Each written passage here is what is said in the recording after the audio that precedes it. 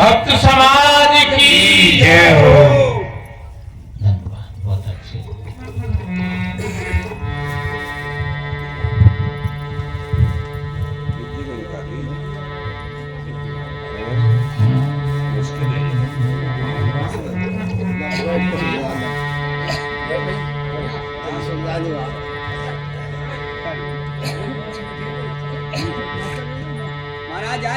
अपार संसार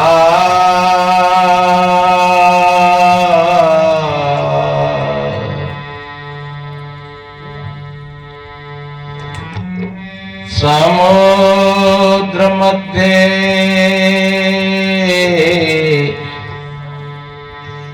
समंजतो में शरणं किमस्ते गुरु कृपालो कृपया वदत विश्वेश पादाम्बुज दीर्घ नौका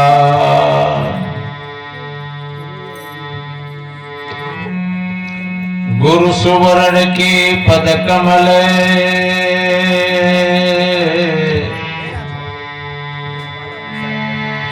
बंदो वारंवार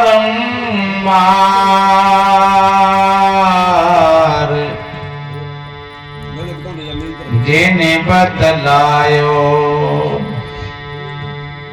भेद सब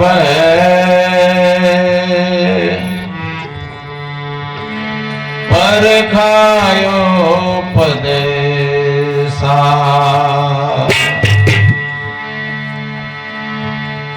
जिन्हें बतलायो भेद सब पर खायो पद सा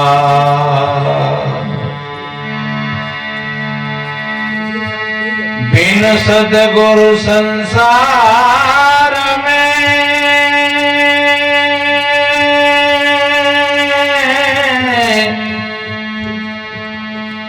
सुख नहीं पावे कोई अमृत सुख जब ही मिले सद्गुरु कृपा हो अमृत सुख जब ही मिले सद्गुरु कृपा हो। विश्ववंदनी संत सम्राट सद्गुरु कबीर देव मुदमंगल में पूजनीय श्रद्धेय संत समाज सभी धर्म प्रेमी सज्जन शक्ति स्वरूपाएं माताएं और बहन छोटे छोटे बच्चे एवं बच्चियां सभी को वंदन अभिनंदन करते हुए थोड़ा निवेदन करें। जो अभी भाई ए राम कुमार जी स्वागत सम्मान किया संतों का,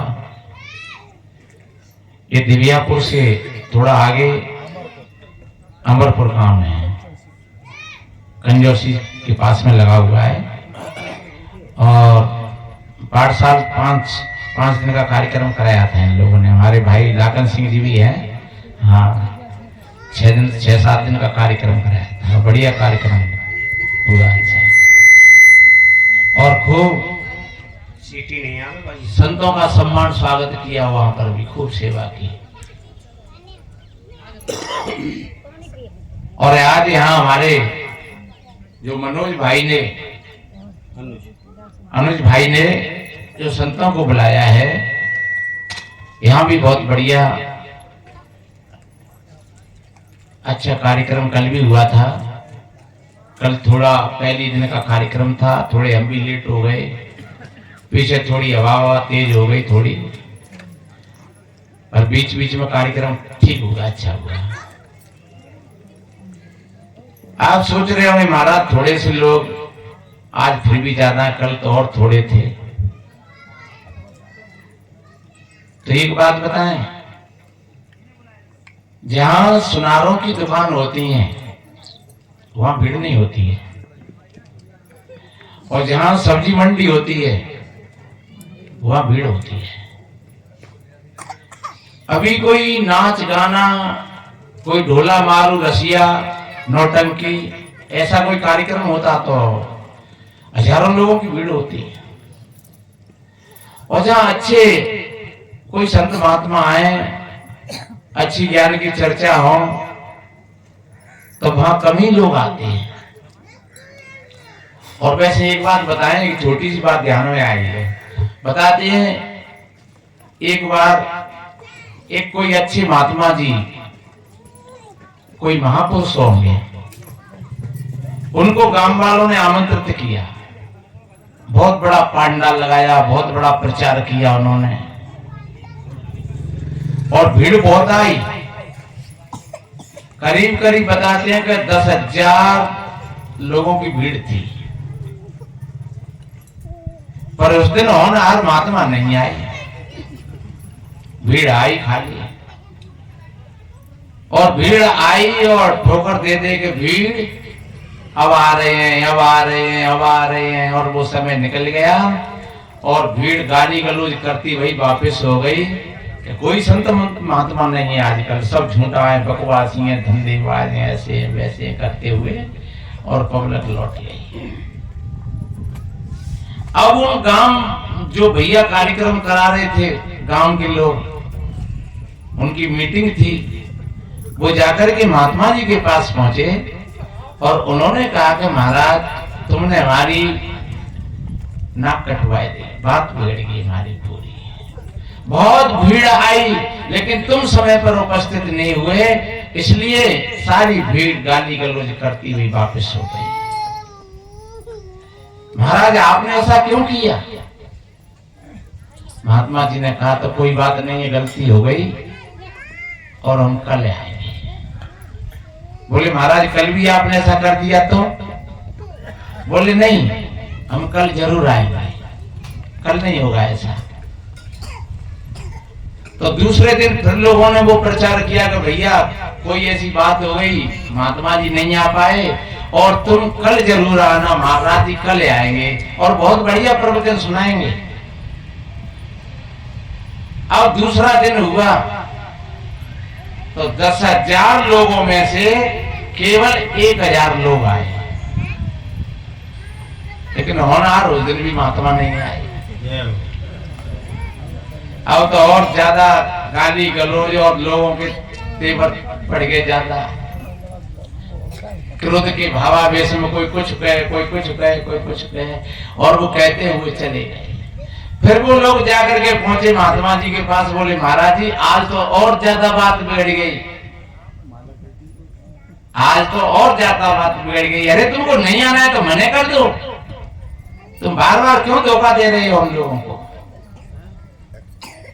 महात्मा जी से भी तमाम बोधी भरी कही उन्होंने, पर संत तो संत होते हैं, सहन करने की शक्ति होती है तो संत में ही होती है। संत जी ने कहा चलो कोई बात नहीं है, मैं कल ले आऊंगा। बोले महाराज अब हमें तो भरोसा है ना, नहीं मैं कल जरूर आऊंगा। फिर उन्होंने किसी से कासनी भी नहीं करी और वैसे ही कह रहे कि भैया बोल दिया है महात्मा जी ने, आ जाए तो आ जाए, भरोसा कुछ नहीं है। लेकिन फिर भी दूसरे दिन 10 लोग आए केवल, और महात्मा जी आ गए। और जब 10 लोग बैठे और महात्मा जी ने अपने प्रवचन सुनाए, अपना वक्तव्य दिया, तो बहुत बढ़िया एकदम, क्योंकि वो तो महात्मा तत्वदर्शी थे, ज्ञानी थे, एकदम बहुत बढ़िया उनका प्रवचन अच्छा हुआ। जब प्रवचन पूरा हो गया, उनका स्वागत सम्मान भी किया उन्होंने।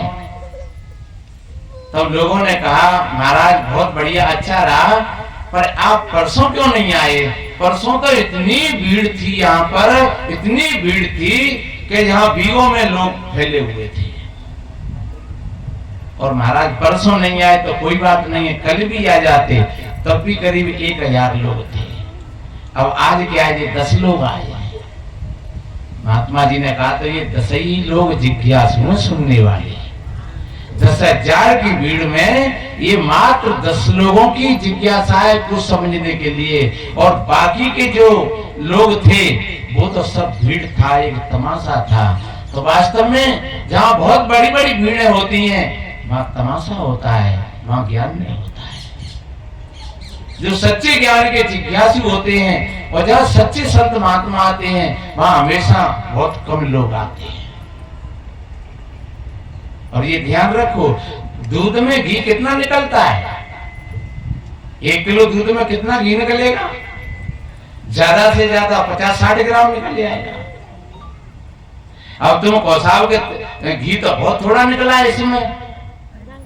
तो ध्यान रखो, अच्छी चीज बहुत कम होती है।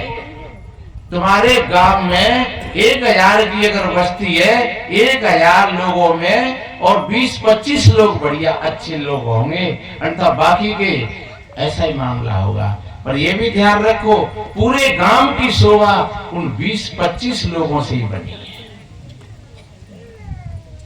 अगर जैसे 975 लोग ऐसी स्थिति के हैं और उन्हीं में अगर वो 25 भी चले जाएं तो फिर उसका कोई अस्तित्व नहीं बचेगा। ऐसे ही हम पूरे संसार में ये व्रत लगाएं, अच्छे लोग हमेशा बहुत कम होते हैं।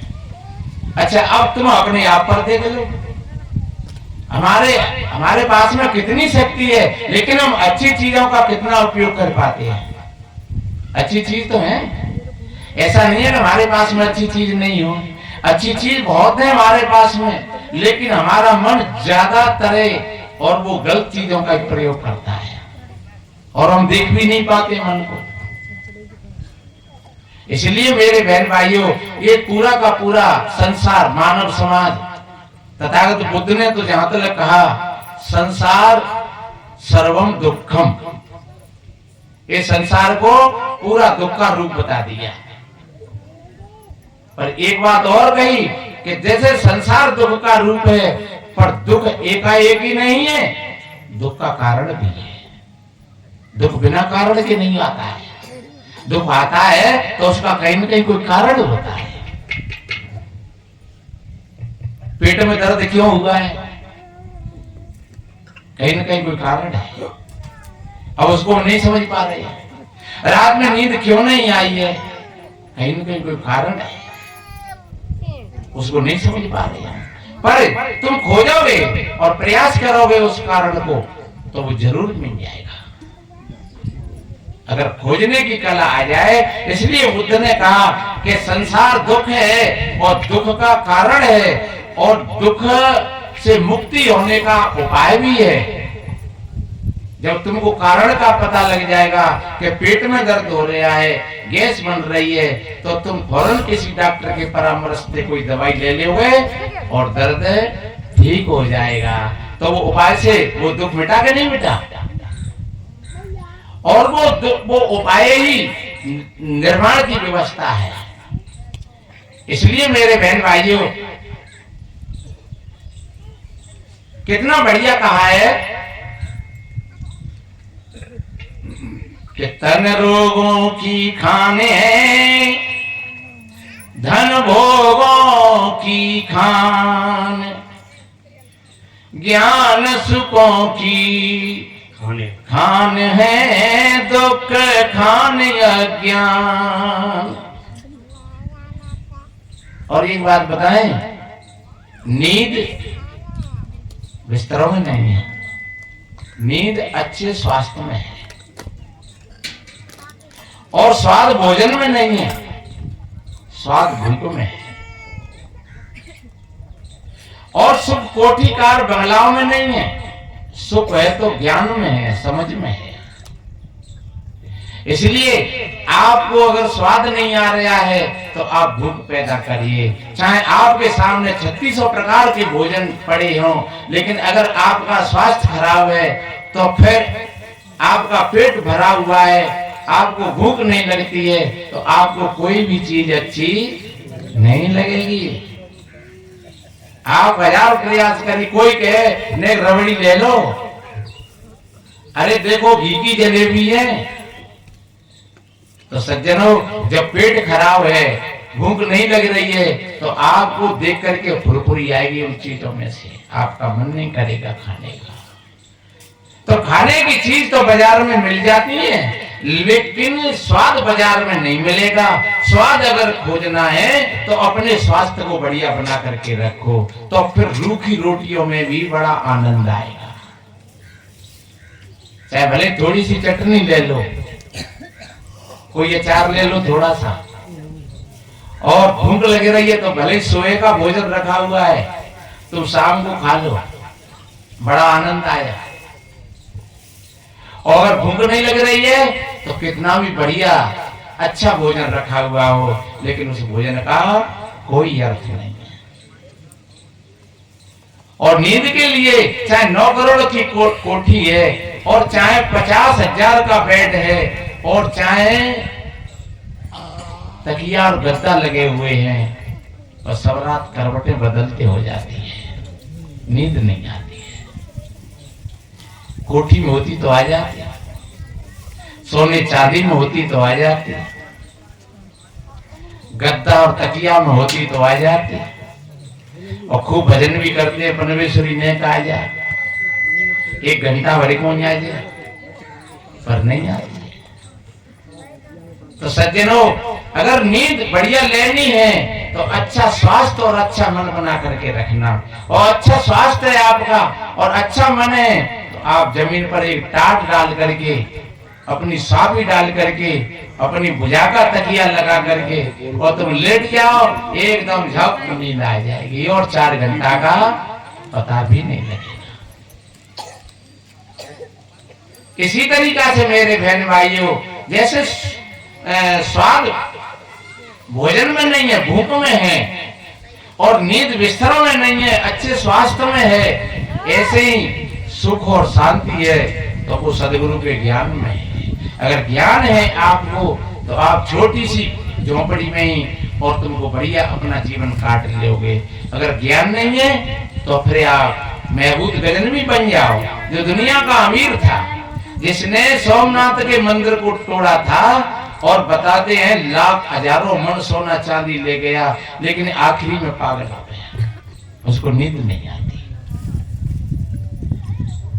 बहुत व्याकुल और बेचैन। और एक दिन अपने साथियों से कहा, मेरे भाइयों, मेरी चारपाई को तो वहां बिछा दो जहां धन की तिजोरी रखी है। और बताते हैं जब उसकी चारपाई वहां डाल दी तो उन तिजोरियों से सर पटक पटक करके रोने लगा कि हाय, ये लाल भूरे काले पत्थरों के लिए मैंने कितने असहाय प्राणियों के कत्लेआम किए, कितनी माताओं की गोदें खाली करी, कितनी बहनों के श्रृंगार लूटे। मुझे नहीं पता था, मैं तो समझता था कि ये सब कुछ मेरे साथ में जाएगा, लेकिन ये सब का सब यहाँ का यहीं पर चला। और बताते हैं चिल्ला चिल्ला करके मरा, रो रो करके मरा, जो दुनिया का अमीर था। इसलिए मेरे बहन भाइयों, धन के लिए दिमाग खराब मत करना। धन तुम्हारी गुजर में जितनी तुमको जरूरत है और आप ईमानदारी से आप चलोगे तो आपको प्राप्त होगा। जितनी जरूरत है, जितनी आवश्यकता है, तो आपको धन मिलेगा। आपको जितनी कपड़े की जरूरत है, आपको कपड़ा मिलेगा। आप ईमानदारी से अपने काम को करिए, और आप ज्यादा भटकोगे तो आपके जीवन में फिर मामला गड़बड़ होगा।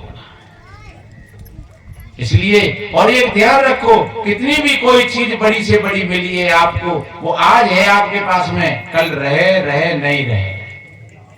आज इस जगह पर हम बैठे हैं, भरोसा नहीं है कल इस जगह पर कोई और बैठ जाए। इसलिए मेरे बहन भाइयों, आप ईमानदारी से और सत्यता से, सत्य के साथ जुड़ करके और अपना काम करिए। बेटी बेटाओं को बढ़िया अच्छी शिक्षा, अच्छे संस्कार दीजिए। आप शाम सवेरे अपने मन का निरीक्षण परीक्षण करिए, तो आपकी कमजोरी और अपने आप पकड़ में आ जाएगी। आप देखो तो सही अपने मन को, मन हमारा क्या है? मन हमारा एक शेख चिल्ली है। बताते एक छोटी सी बात ध्यान में आई है, एक भजन सुनाऊंगा मैं अभी, कि एक बार ऐसा हुआ, एक शेख चिल्ली कोई घूम रहा था रोड पर, तो एक तेल बेचने वाला भैया था। तो तेल बेचने उसके पास में 2 घड़ा थे। तो वो बस में से उतारे अपने घड़ा और फिर वो देख रहा है कि अगर कोई एक आदमी मिल जाए तो एक घड़ा गोठवा लूं उससे और कुछ पैसे दे दूंगा उसको। तो वो मिल गया शेख चिल्ली और उसने कहा भैया तुम हमारे एक घड़ा को हमारे साथ ले चलो, क्योंकि 2 घड़ा हैं, एक को मैं रख लूंगा, एक को तुम ले चलो और तुमको मैं 50 पैसा दे दूंगा। शेख चिल्ली ने कहा चलो ये तो बढ़िया बात है। एक घड़ा शेख चिल्ली के सर पर रख दिया और एक उसने रख दिया। अब चलता हुआ आगे आगे वो घड़ा वाला भैया जा रहा है, पीछे शेख चिल्ली जा रहा है। तो वो सोच रहा है कि अभी थोड़ी देर बाद मुझे 50 पैसा मिलेंगे, तो उन 50 पैसा से मैं क्या करूंगा, एक मुर्गी ले लूंगा और मुर्गी ले लेंगे तो फिर मुर्गी रोज एक अंडा देगी, तो महीना 2 महीना में 10-20 मुर्गी हो जाएंगी, 50 मुर्गी हो जाएंगी और 50-40 मुर्गी हो जाएंगी। तो सब मुर्गियों को एकदम बेच करके और फिर मैं एक छेई ले लूंगा और छेई लेंगे तो 2-3 बच्चों वाली लूंगा, तो एक तो छेई और 2-3 बच्चे आएंगे साथ में। और फिर वो 6 महीना बाद में फिर बच्चा देंगी, फिर बच्चा देंगी, तो 1 साल में 10-8 हो जाएंगी। तो छेई बेच करके और भैंस ले लेंगे। अब तो फिर खूब दूध पिएंगे और दूध बेचेंगे और मकान भी बनवा लेंगे, फिर तो शादी हो जाएगी। ये मकान बन जाएगा तो शादी हो जाएगी और शादी हो जाएगी तो फिर बच्चे भी होंगे और फिर जब बच्चे हो जाएंगे थोड़े बड़े बड़े, तो फिर बच्चों की माँ कहा करेगी हम अपने मित्रों के पास में बैठ करके हम ताश खेलते होंगे, और जब बच्चों की माँ कहेगी अरे मोड़ियो अपने पापा बुला करके लाओ, तब लड़के आकर के कहेंगे कि पापा पापा चलो मम्मी बुला रही है, खाना तैयार है। तो हम कहेंगे हाँ अभी आते हैं, और हाँ करी तैसे घड़ा चला गया पीछे, सो धड़ा ठीक है। वो तेल वाले भैया ने कहा रे बेवकूफ तूने मेरा घड़ा फोड़ दिया, अब मैं जाकर के अपने ग्राहकों को कैसे तेल दूंगा, कहां से तेल दूंगा। बा ने कही तू तेल की पड़ रही है, मेरा पूरा कुटुंब को कुटुंब खत्म है तू तो तेल फिर ले आओगे, पर जब मैं पूरे परिवार कहां से बना के लाऊंगो। पत्नी चली गई, बच्चे चले गए, भेड़ बकरियां चली गई, भैंस चली गई, मेरा तो सब कुछ चला हो और तू तेल को रो रहा है। तो मेरे बहन भाइयों हमें लग रहा है कि शायद वो कैसा व्यक्ति होगा शेख चिल्ली, लेकिन ध्यान रखो वो शेख चिल्ली हमारे भीतर में बसा हुआ है। वो शेख चिल्ली कौन है, वो शेख चिल्ली हमारा मन है, और वो मन हमारे जब सोरे खाट पे तो वही काम कर रहा है, इधर से उधर, इधर से उधर, इधर से उधर, इधर से उधर, और थोड़ी आग झपक गई तो फिर वही चीजें सपने में शुरू हो गई। कभी कोई वक्त आ जाए तो गहरी नींद आ जाए थोड़ी देर के लिए, तो समझ लो कि वो तुम्हारा काम पूरा हो गया। और अगर गहरी नींद नहीं आई तो फिर वो रात भी सपन में कट गई, पूरी की पूरी रात भी सपन में कट गई। तो इसलिए मेरे बहन भाइयों हम देखें अपने मन को, जितना हम शाम सवेरे अपने मन को देखें और यथावत जितनी चीजें हैं हमारे पास में, क्योंकि सदगुरु बताते हैं जहां रहे हो निकलना पड़ेगा, नहीं चाहने पर भी चलना पड़ेगा। जहां रहे हो निकलना पड़ेगा, नहीं चाहने पर भी चलना पड़ेगा। जिसे त्याग कर हाथ मल जिसे त्याग कर हाथ मलना पड़ेगा, यहाँ मन फसाना महामूढ़ता है। सभी संत गुरुजन जो समझा रहे हैं, सभी संत गुरुजन जो समझा रहे हैं, चर्चा बुलाना महामूढ़ता है। बड़े भाग से ऐसा अवसर मिला है, बड़े भाग से ऐसा अवसर मिला है। निरर्थक बिताना महामूढ़ता है, निरर्थक बिताना महामूढ़ता है। सभी संत गुरुजन जो समझा रहे हैं, चर्चा बुलाना महामूढ़ता है, चर्चा बुलाना महामूढ़ता है। कितना बढ़िया कहा है, जहां रह रहे हो। अभी यहाँ पर हम एकत्रित हुए हैं और थोड़ी देर बाद यहाँ से चले जाएंगे। यहाँ से ही नहीं, हम दुनिया में आए हैं और यहाँ से भी फिर चले जाएंगे। और एक बात फिर जाएंगे कहाँ? ये इसी बात को तो समझना है। सदगुरु कहते हैं जाना आना कुछ नहीं है, केवल ये परिवर्तन है। हमारा बचपन चला गया, कहाँ चला गया? हमारा बचपन था, कितना अच्छा था, वो चला गया, लेकिन कहाँ चला गया? कोई हमसे पूछे महाराज कहाँ है तुम्हारा बचपन? चला गया। जवानी कहाँ गई? कहाँ गए वो काले काले बाल? सज्जनों, बचपन नहीं बचा, चला गया। जवानी नहीं बची, चली गई। और ये भी बचने वाला नहीं है, ये भी चला जा रहा है। फिर चिंता किस बात की करते हो? बस जहां रह रहे हो, जिस स्थिति में हो, आप ईमानदारी से अपना व्यवहार करिए। ये ज्ञान की बात है। आप ईमानदारी से होश के साथ जागृत होकर के तुम अपना व्यवहार करोगे, एक तो हमेशा सबके हित चिंतन बन जाओ, सबके हित की सोचो और देने का भाव पैदा करो, देने की कला सीख जाओ। रुपया दो, पैसा दो, कपड़ा दो, बीमारी दवाई दो। कोई आदमी घबरा रहा है तसल्ली दो, कोई सलाह मांग रहे हो अच्छी सलाह दो, अच्छे विचार दो। देने की कला तुम्हारे पास में आ जाएगी तो तुम धीरे धीरे तुम दानी बन जाओगे, दरिद्र नहीं रहोगे। अगर मांगने की कला रही, मांगते ही रहे, मंदिर में गए तो मांग रहे, सत्संग में गए तो मांग रहे हैं, रात में घाट पर सो गए तो मांग रहे हैं। हे परमेश्वरे, ध्यान रखो, मांगने से भिखारियों की पूर्ति भी नहीं होती है कभी, और मिलता भी नहीं है। इसलिए मांगना बंद कर दीजिए, मांगो मत, अपने कर्तव्य का पालन करोगे तो कितना कहा है बढ़िया अच्छा।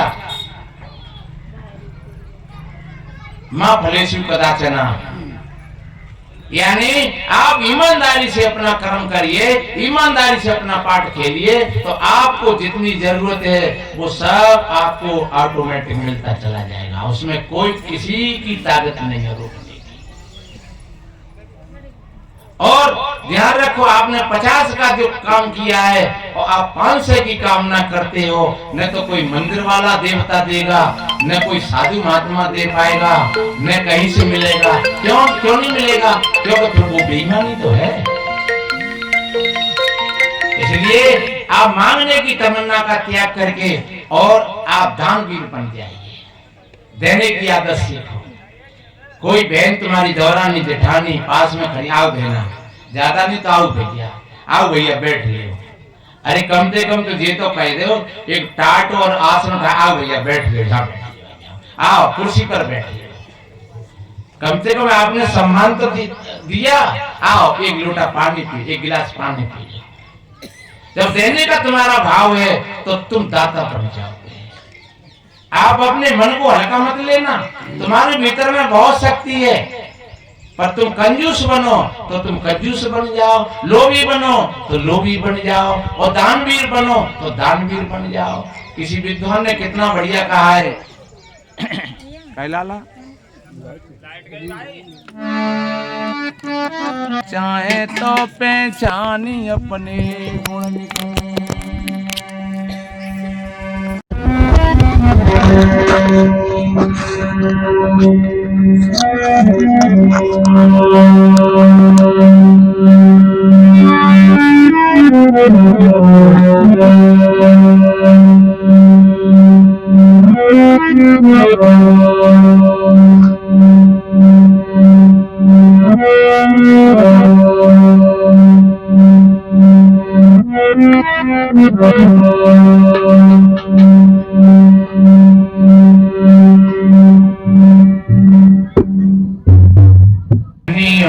चाहे तो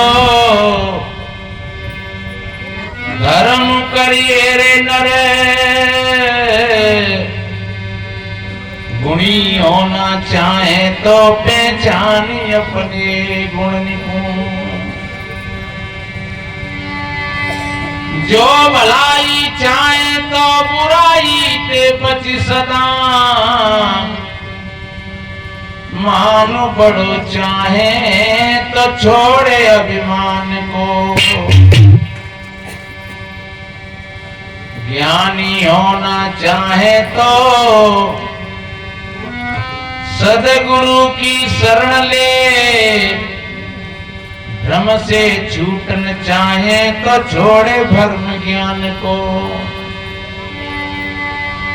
कहते कबीराय सुख चाहे तो संतोष करी, मुक्त होना चाहे तो ले परखिया तम ज्ञान को। मुक्त होना चाहे तो ले परखिया तम ज्ञान को। इसलिए मेरे भाई बहनों, अगर धनी होना चाहते हो तो आप धर्म करिए, और गुणी होना चाहते हो तो अपने भीतर की गुणकर्मा को समझो।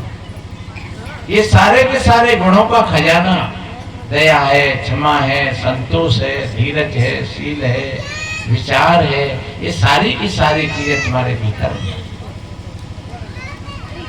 और अगर मान चाहते हो तो दूसरे लोगों को सम्मानित करो, दूसरों लोगों को सम्मान दो। आप अगर दूसरे लोगों को सम्मान दोगे तो आपको भी सम्मान मिलेगा। आपको सम्मान नहीं, आपको महासम्मान मिलेगा। और अगर अच्छा चाहते हो अपना, तो आप हमेशा अच्छे लोगों का संग करिए, संतों का संग करिए। गलत लोगों का संग करोगे तो आप गलत हो जाओगे। अच्छे लोगों का संग करोगे तो धीरे धीरे आपकी प्रवृत्ति अच्छी बन जाएगी, और धीरे धीरे आप उठते हुए चले जाएंगे। एकदम नहीं, धीरे धीरे आप उठते हुए चले जाओगे। आपके ऊपर कोई दुख और सुख देने वाला नहीं है। इस भ्रम को दिन दिमाग से निकाल देना। मैंने कहा था पहले कि अगर आप दुखी हो तो कोई दुख का कारण है, उस कारण को खोज लेना। तुमने कारण को तो खोजा नहीं, और तुम मंदिर में जाकर के प्रार्थना कर रहे हो, हे ठाकुर जी महाराज, हे ठाकुर जी महाराज, हे हनुमान जी महाराज, हे भैरव बाबा, तो तुम्हारा दुख का निरोध नहीं होगा, दुख मिटेगा नहीं, क्योंकि दुख किसी ने दिया नहीं, और दुख और सुख देने वाला कोई है भी नहीं है। ऐसा रामायण में भी आता है, कोई न काहू सुख दुख कर दाता, निज कृत कर्म भोग सब जाता। करई जो कर्म पाव फल सोही, निगम नीति यस खाए सब कोई। इसलिए मेरे बहन भाइयों, एक भजन सुनाऊं।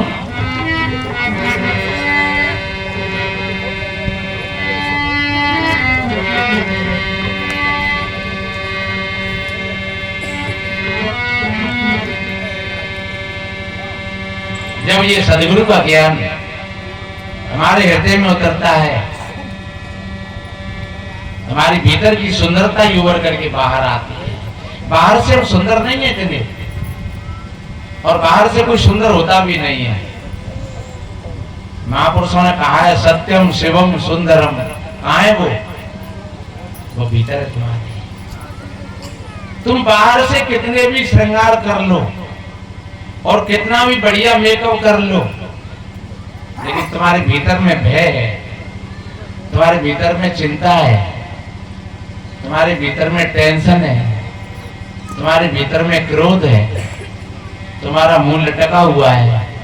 तुम्हारी नहीं मानो तो शीशा में देख लियो, तुम्हारा मेकअप और श्रृंगार भी सब बेकार करेगा, क्योंकि मुंह लटका हुआ है नहीं।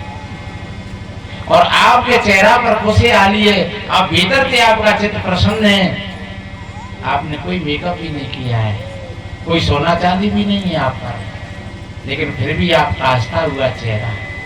रंग बढ़ा है, भले ही थोड़ा काला है, कोई बात नहीं, कोई फर्क नहीं पड़ेगा। रंग तो काले और गोरे, रंगों से सुंदरता से कोई लेना देना नहीं है, क्योंकि ये रंग हमारे नहीं है, ये रंग प्रकृति के है। और ये रंग रहते भी नहीं है एक रस। बचपन का कुछ और रंग होता है, जवानी का कुछ और रंग होता है, और जब वृद्धावस्था आ जाती है तो फिर कुछ और रंग हो जाता है। एक बाबा जा रहे रास्ता में टका टिकते भाई ने लंबी हथे तो झुक गई बीच में से। एक लड़का ने मजाक किया उन्होंने, अरे बाबा क्या हो गया तुम्हारा, क्या खोज रहे हो? और बाबा ये तीर कमान क्या पैसा में बन जाता है, क्योंकि बाबा झुक गए नहीं कमर पे से। बाबा ने कही बेटा मेरी जवानी के कण थे वो इस धूल में मिल गए, उनको खोज रहे हैं। और चिंता मत करो, ये तीर कमान तो बिना पैसे के वैसे ही बन जाती है, कभी वक्त आता है। तो सज्जनों सदा से रहते रहे एक समान, इसलिए अपने भीतर की सुंदरता को पहचानिए। आप भीतर से कितने सुंदर हो, बढ़िया हो। मीरा के पास में कोई सोने चांदी के गहने आभूषण नहीं थे, सदगुरु कबीर के पास में कोई कोठी कार बंगला नहीं थी, लेकिन कितने सुंदर थे। उन्होंने कितना बढ़िया समाज को संदेश दिया। हमारी माताएं बहन गहने और आभूषण पहनती हैं, और इन गहने और आभूषणों के लिए आदमी के दिल दिमाग को भी कभी कभी तो कोई खराब कर देती है। एक आदमी बीमार रह गया, डॉक्टरों ने कही कि भैया जी तो खून चाहिए एक बोतल, तो खून को मिले नहीं। बाने कंपाउंडर ने पूछा उसकी पत्नी से कि खून तो नहीं मिल रहा है, तुम भी जांच करा लो, शायद तुम्हारा ही मिल जाए। तो करवाए तो जांच करवाई तो खून मिल गया। बाकी आदमी से कही कि और तो खून किसी का मिला नहीं है, तुम्हारी पत्नी का ही खून मिल गया है तुमसे। माने कही तो बाबा तो मिले वो 3 साल थे, खून पी रही मेरे ही है कि सोने की खनवाई और खड़ुआ बनवाए थे कछु कर जाए। तो सज्जनों वास्तव में माताएं बहन उपवास करती हैं, व्रत करती हैं, लेकिन ये सारी धोखे की बात है। जब हमारे हृदय में जब शुद्ध सतोगढ़ की धारा बहती है, तो चाहे माता बहन हो चाहे भाई हो, उनका जीवन समता में आ जाता है, और समता ही सुख और शांति का कारण है। हम एक भजन सुनाए, अभी हमारे साहिब जी आएंगे, फिर और बढ़िया सुनाएंगे आपको। यहाँ संत कौन से गहने और आभूषणों की बात करते हैं, और भाई लोग ये नहीं समझे कि ये तो माता बहनों के लिए हैं, क्योंकि संत शैली होती है समझाने की, चाहे भाई कह करके कहें या बहन कह करके कहें। और ये भजन हमारे यूट्यूब पर पड़े हुए हैं, आप इनको सुनो, और मनोरंजन के लिए नहीं, मनोमंजन के लिए। जब खाट पर लेटो शाम को, फिर सुनो एक एक शब्द को और फिर अपने में खोजो उन शब्दों को, क्योंकि ऐसा नहीं है कि कोई चीज मेरे में ही हो, तुम्हारे अंदर नहीं। संत कहते हैं किसी बात को तो वो अपने में कस करके कहते हैं, क्योंकि आत्मा न स्त्री है और न पुरुष है, हंसन नारी पुरुष है, ये तो काल का फंद और घास फांस निर्वार के साय वो शरण आनंद। इसलिए मेरे बहन भाइयों, चलो भजन सुनाए, समय अपनी ओर चल रहा है।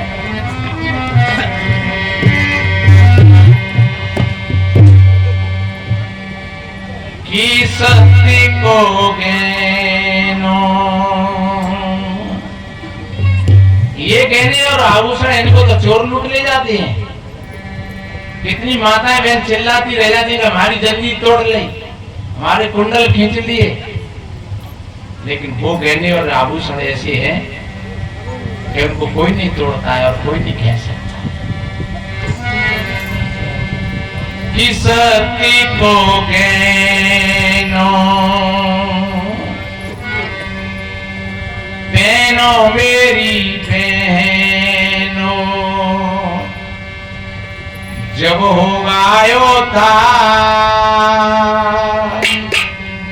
ये कहने तुम्हें आने मिलेंगे, सदगुरु के दरबार सदा ये मंगलकारी, कटे सब संकट भारी, सदा ये मंगलकारी, कटे सब संकट भारी। ये गहने आप सोने चांदी के गहने और आभूषण पहन करके बाजार जाते हो या कहीं विवाह शादियों में जाते हो तो भय और चिंता रहती है, लेकिन जब इन गहने और आभूषणों का अनुभव होता है तो हम भय और चिंता से मुक्त हो जाते हैं। इसलिए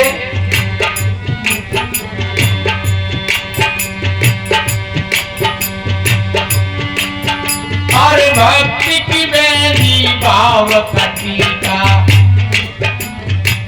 भक्ति की बेली और भाव का टीका।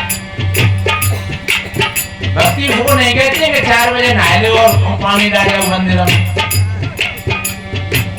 ये तो कल्पना है। भक्ति का अर्थ होता है समर्पण भाव, जो अपने भगवान अपने इष्ट के प्रति समर्पण भाव होता है उसको भक्त कहते हैं।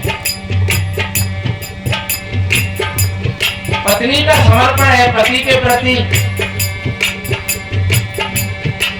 बेटा का समर्पण है अपने माता पिता के प्रति, हमारा और आपका समर्पण है राष्ट्र के प्रति,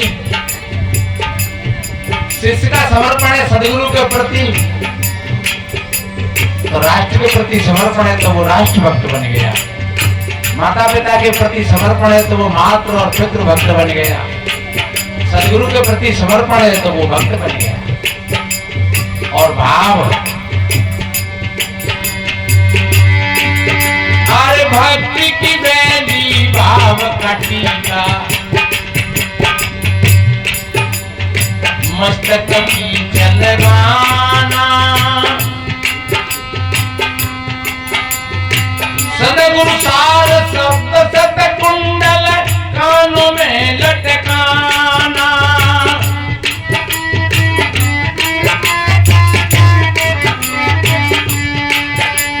ये कान काय को मिले हैं? ये कान कुंडलों से अच्छे नहीं लगते? नहीं, मैं विरोध ना कर रहा हूँ, तो पे नहीं हो।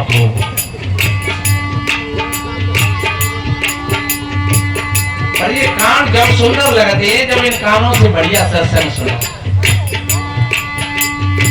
इन कानों से अच्छी बातों को सुनोगे तो ये कान अच्छे हैं। ये आंख मात्र सुरमा लगाने से सुंदर नहीं लगती है, इन आंखों से हम संत गुरुओं के दर्शन करें तब ये आंखें शोभनीय है। ये मुख केवल लाली नचाने से और पान चबाने से सुंदर नहीं होता है। मुख की सुंदरता इसी में है कि अच्छा भोजन पाओ, मांस मछलियां मत खाओ। और कितने भैया तुझे मोह कूड़ोदान बना लेते हैं, गुटका बसके तम्बाकू बसके। जैसे घर में से कचरो इकट्ठो करो, वो बाहर दरवाजे पर कचरेदान में डाल दो।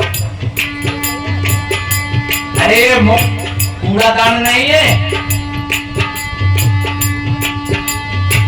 ये, हाथ किसी को मारने पीटने के लिए नहीं मिले। इन हाथों से दान करो, धर्म करो, सेवा करो,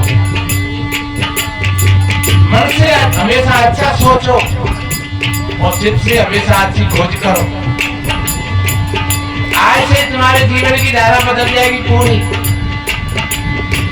और वास्तव में तुम्हें लगेगा कि हाँ आज हमने सत्संग सुना है। आज मनोरंजन में नहीं बैठे, आज किसी टाकीज में नहीं बैठे, आज हम संतों के सत्संग में बैठे। इसलिए मेरे बहन भाइयों, मुख से अच्छा भोजन पाओ, अच्छी वाणी बोलो, सत्य बोलो, मधुर बोलो, मीठे बोलो, आपका मुख शोर नहीं होगा। और तुमने पाउडर क्रीम तो फूल लगाए लो मोते, लेकिन बगैर हो तुम गाली। तुमने मुंह खूब सजाए लो, लेकिन चुगली कर रहे हो, काऊ तो झूठ बोल रहे हो, गाली दे रहे हो। तो लोग कहेंगे क्या मोहन ठीक कर ले, कितना बढ़िया ठीक कर रहा है, लेकिन फिर लोग कहा कहेंगे या मोहन ठीक कर ले। लेकिन जब तुम बढ़िया बोलते हो, अच्छे बोलते हो और बढ़िया भोजन पाते हो, तो फिर कोई नहीं कहता है जब मोहन ठीक कर ले। इसलिए सदगुरु सार शब्द कुंडल कानों में लटकाना, नेकी नाम न धुलिया पैरों, हर मत ना करो यवार, सोब सद प्यारी, सब संकट हारी। कितना बढ़िया कहा है, मन नेकी करे लोगे न काले में मान, मन नेकी करे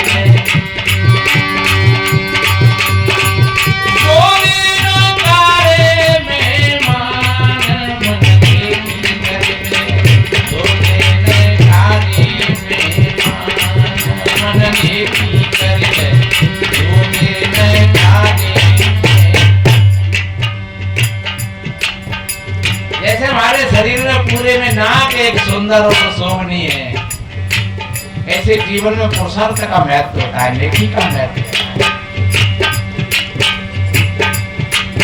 सीता जी की कर्णमयी आवाज को सुनकर के गीधराज टूट पड़ा रावण पर। और जब कि गीधराज को पता था, और ध्यान रखो वो गीधराज वो नहीं था, वो एक इंसान था, वो पक्षी नहीं था। राजा दशरथ का मित्र था, और राम और लक्ष्मण और सीता पहले उन्हीं के आश्रम में रहे थे, इसलिए उन्होंने सीता जी की आवाज को पहचान लिया। गीधराज सुनियारत वाणी और रघुकुल तिलक नार पहचानी। और गीधराज को ये पता था कि रावण मेरे से सशक्त है, बलवान है, और रावण ने भी कहा कि तू मारा जाएगा। और गीधराज के पास कोई हथियार भी नहीं था, लेकिन भिड़ गया रावण, और रावण ने उसकी भुजाओं को काट दिया। थोड़ी देर बाद राम आते हैं, तो राम गोदी में रख करके रोते हैं। और एक प्रसंग और आता है महाभारत में, द्रौपदी चिल्ला रही है लेकिन कोई नहीं सुनने आया, सब नीचे बनार दबाई गए।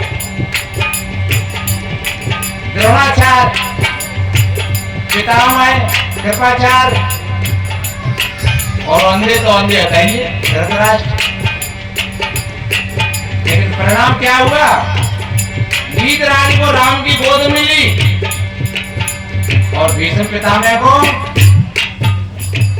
की सरसैया मिल गई, क्योंकि उन्होंने अपने साधनों का दुरुपयोग किया था और गीतराज ने अपने साधन का सदुपयोग किया, अपनी शक्ति का सदुपयोग किया।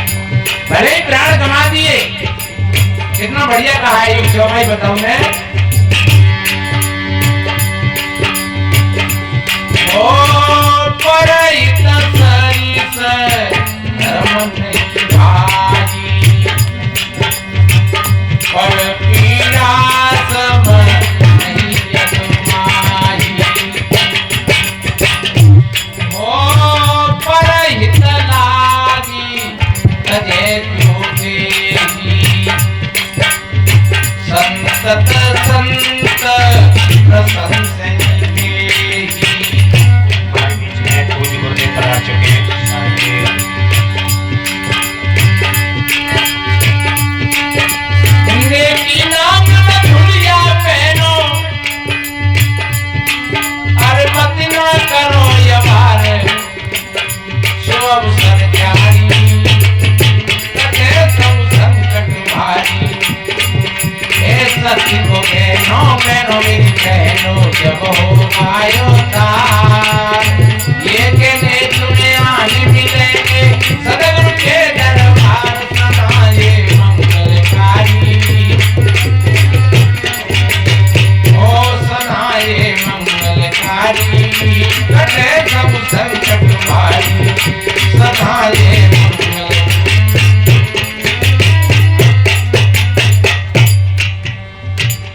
और देखिए, अरे शील हमें शांति की असुली, शील की हमें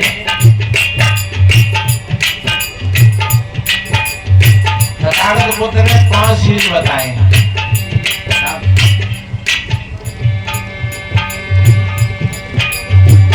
पहला शील है किसी प्राणी को नहीं सताना चाहिए,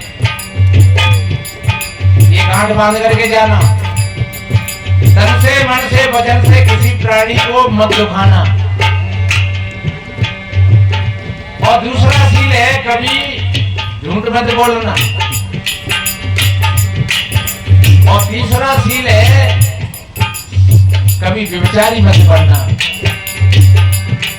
और चौथा शील है कभी चोरी मत करना, बिना पूछे बताए किसी चीज को मत उठाना, और बिना कोई हाथ से दिए तो किसी की चीज को कभी ग्रहण मत करना।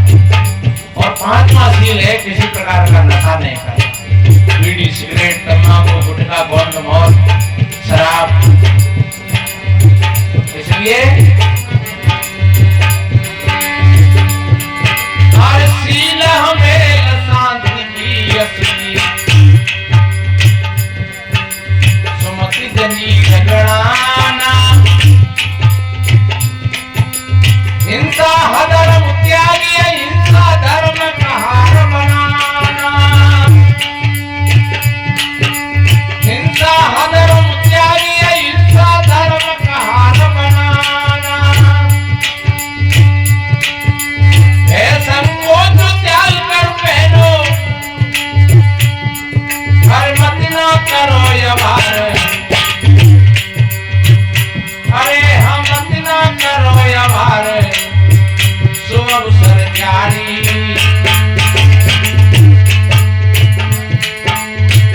कटे सब संकट भारी, सत्य को कहनो पैर मेरी बहनों, जब हो आयो तार, ये कहते तुम्हें आने मिलेंगे, सदगुरु के दरबार सदा ये मंगलकारी, ओ सदा ये मंगलकारी,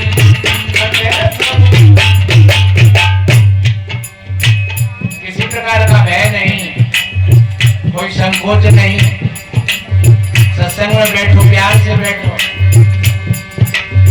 और कहने वाले तो लोग, एक बार एक बाबा जी बोल रहे हैं कि महाराज आपके सत्संग हमारी बहुत सुन ले तो कछु हमारे घर में शांति आ जाएगी।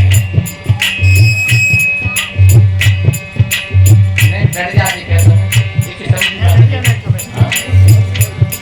नहीं डर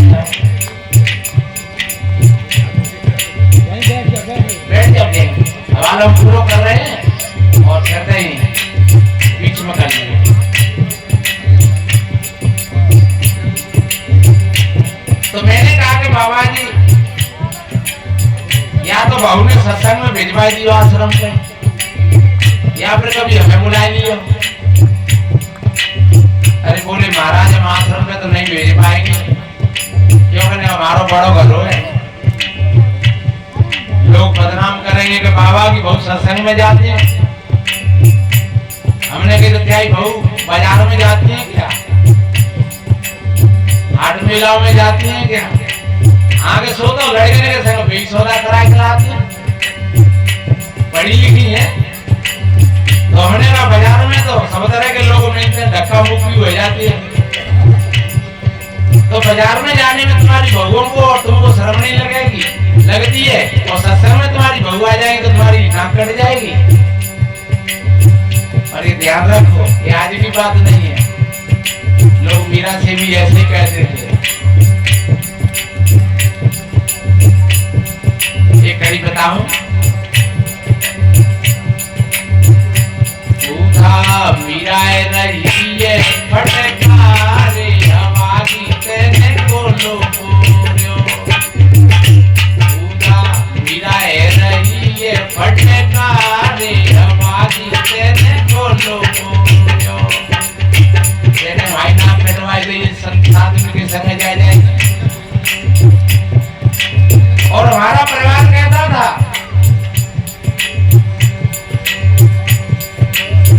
जो मस्तक मेरे पीछे को तेने नीचो करवायो, रजपूती में दाग लगायो, काल नहीं तो कुमायो, रजपूती में दाग लगायो, काल नहीं तो कुमायो। ये कहाँ तक समझाऊं हत्यारी, उठे बेरन के भाग्य मिलो रे तो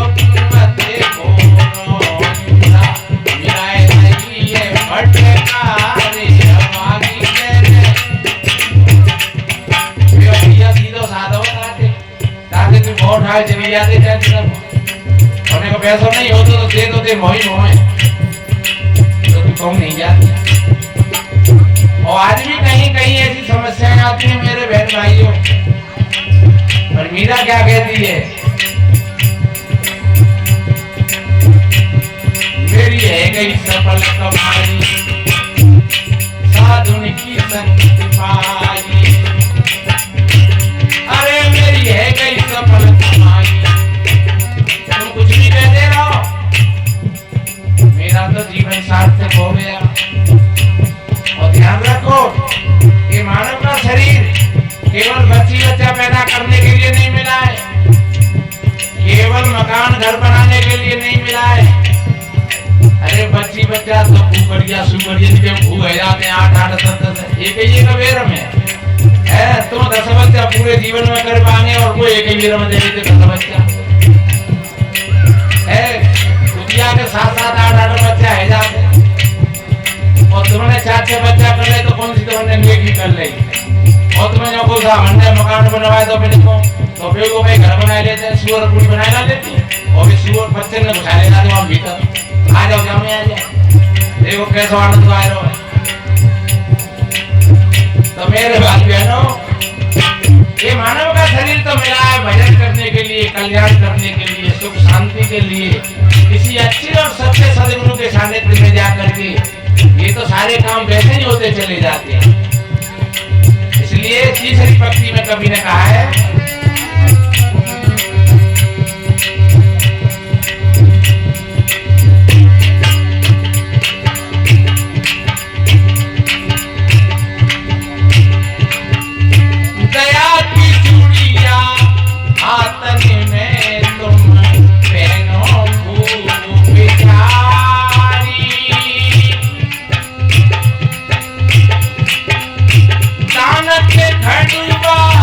करम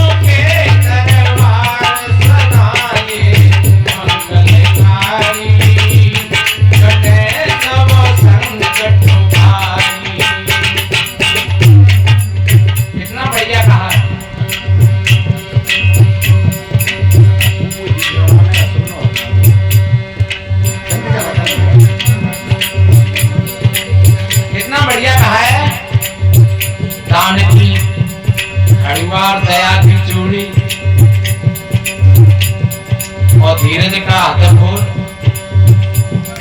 और क्षमा की छाप। अगर कहो कि लड़ाई रह जाए और फिर वो तुम पे क्षमा मांगे तो क्षमा कर दे, और अपने से गलती हो जाए तो क्षमा मांग लो, क्योंकि क्षमा शस्त्रम करे यस्य दुर्जना के मुक्रस्यते। हमारी बहन बेटी चाहे भले सोने की नहीं पीतल की सही, पर हाथ भरे रहते हैं। एक बहन बेटी सवेरे सूर्य नारायण को पानी चढ़ाए रही, तो जो करके तो छाप आ जाए नाक पे, तो मैं पास आया देगा माने भाई सासू माँ से कही माता जी मुझे लग रही है कि सूर्य नारायण सड़े गए का है का पागल कहूंगी। सूर्य नारायण कहाँ सड़ जाए सूर्य नारायण? तो देखो मैं जो ऐसे जो करती हूँ तो बात दूर आ रही है। तो देखो लाइए थे हाथ है सुबह ने वो अंगूठी उतारी हाथ में थे, और थोड़ी देर पहले वाले बच्चा की लेटर में साफ करी, तो वहां थोड़ी लेटर में लगी थी। आज बच्चा थी वही रसोई में जाए रही और बताए सबको सब रसोई अशुद्ध हो जाती है नहीं। तो इसलिए मेरे बहन भाइयों ज्यादा देर को नहीं तो रसोई में काम करो, तो भाई छाप छल्ले में उतारे का धर लियो। और नहीं वैसे सादा जीवन में उच्च विचार, ये जीवन सादा बनाओ, सादा जीवन और विचारों में उत्कृष्टता, तो आप एक अच्छे मानव कहलाओगे। इसलिए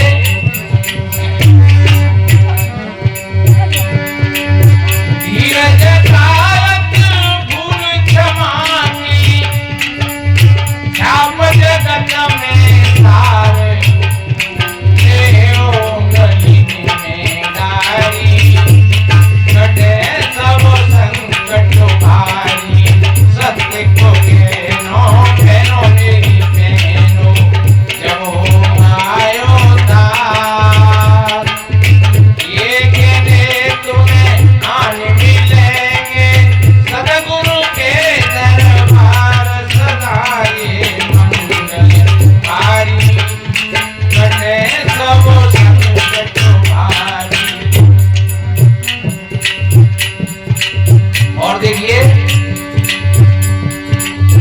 करुणा की कर दो नीपेनो। तथागत बुद्ध के अंदर में एक ही गुण था, प्रधान करुणा। कबीर के अंदर में एक ही गुण था, प्रधान विवेक। महावीर के अंदर में एक ही गुण था, प्रधान अहिंसा था। इसलिए अहिंसा का पालन करोगे तो तुमको क्षमा को धारण करना पड़ेगा। ये तुम्हारे भीतर की संपत्ति है, तुम्हारे भीतर का खजाना है। बाहर के खजाने से किसी को संतुष्टि नहीं मिली आज तक, लेकिन ये भीतर का जब खजाना मिल गया तो उनके जीवन में शांति की वर्षा हुई। इसलिए करुणा की कर दो नीपेनो, प्रेम का पीछे लगाना, पाए देव पाप मोह में नमता, तन मन से झुक जाना, संयम नेम के बिछुआ पहनो। संयम और नेम, कोई गाड़ी चाहे 50 लाख की हो, पर एक बात बताए, अगर उसमें गियर और ब्रेक नहीं हो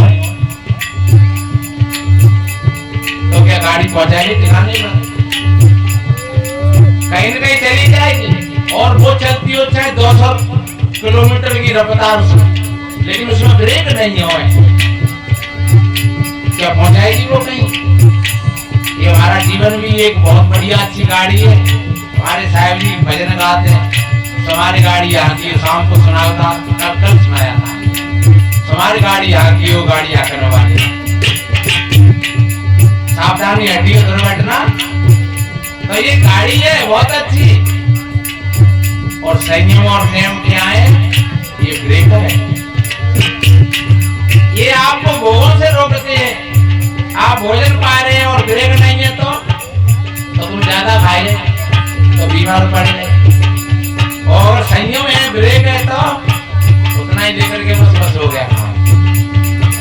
इसलिए कौन सा भी काम हो जब संयम के साथ होगा आपका जीवन सुखद बनेगा, सुंदर बनेगा। इसलिए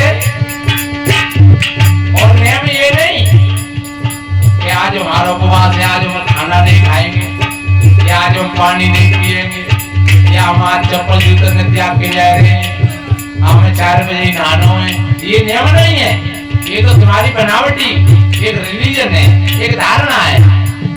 नियम तो ये है कि आज से हम झूठ नहीं बोलेंगे, आज से हम गाली नहीं देंगे, आज से किसी की चुगली निंदा नहीं करेंगे, आज से किसी प्राणी को नहीं सताएंगे, आज से हम नशा नहीं करेंगे।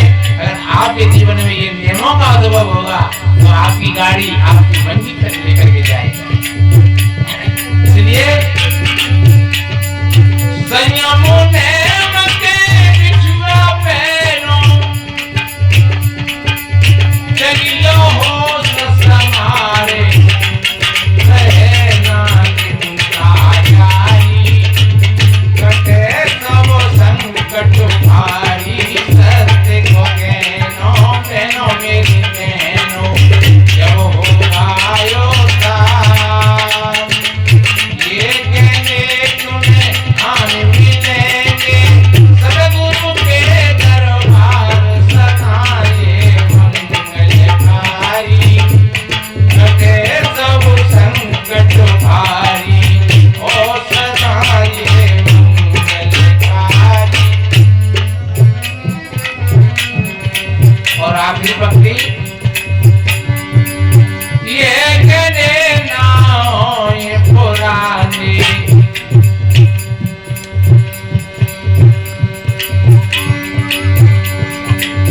ये कहने ना हो ये पुरानी तुम पहनो खूब बिचारी चोर ने लूटे कभी न टूटे नित नए रहत सदारी अमृत है गुरुदेव शरण में मेरी विनती है बारंबार न करो यवारी कटे सब संकट भारी सत्य को कहनो कहनो मेरी कहनो जब होगा योद्धार ये कहने तुम्हें आन मिलेंगे सदगुरु के दरबार सदा ये मंगलकारी कटे सब संकट भारी ओ सदा ये मंगलकारी कटे सब संकट भारी। इसलिए मेरे बहन भाइयों ये वास्तव में ही ये गहने और आभूषण ये हमारी एक भीतर की अमानत है। तो मैंने निवेदन किया कि स्वाद भोजन में नहीं है, स्वाद अच्छी भूख में है, और नींद बिस्तरों में नहीं है, नींद अच्छे स्वास्थ्य में है, और सुख और शांति सदगुरु के ज्ञान में है, वो कोठी कार और बंगलाओं में नहीं, सोने चांदी में नहीं। और सदगुरु के ज्ञान का जब उद्भव होता है तो इस सदगुणों का प्रादुर्भाव होता है, और जब आपके भीतर में सदगुणों का प्रादुर्भाव होगा तो समझ लो आप सबसे ज्यादा बड़े अमीर हैं, सबसे ज्यादा तुम धनी हो, सबसे ज्यादा तुम महान हो। जिनको भगवान कहते हैं, जिनको भगवती कहते हैं, वो इन्हीं के आधार से कहते हैं, इन सदगुणों के आधार से कहते हैं। चाहे वो बुद्ध भगवान कहें, या राम भगवान कहें, या कृष्ण भगवान कहें, या कबीर भगवान कहें, या भक्तमती मीराबाई कहें, या और कोई भी कहें। मेरे भाई बहनों, जब तक ये भीतर का खजाना नहीं खुलता है तब तक कोई व्यक्ति बाहर से अमीर नहीं होता है, और जब भीतर का खजाना खुलता है तो वो व्यक्ति महान बन जाता है। तो इसलिए हमें भीतर के खजाने को खोल करके देखना चाहिए। और चाबी कहाँ जाएगी? तमन्ना दर्द दिल में है तो कर मिन्नत फकीरों की, नहीं ये लाल मिनते अमीरों के खजाने में। ये अमीरों के खजाने की बात नहीं है, ये तो संतों के पास में चाबी है। संत के पास में बैठ करके बड़ी शांति से, बड़े ध्यान से और सारी बातों को तुम एक एक करके सुन करके और मनन करोगे तो मैं दावे के साथ कहता हूँ आपके जीवन की धारा बदल जाएगी, आपका जीवन बदल जाएगा और आपका जीवन सुंदर बन जाएगा। बस ये नहीं शुभ मंगल कामनाओं के साथ अब जो स्वागत कर रहे हैं, बोलिए सदगुरु कबीर साहिब।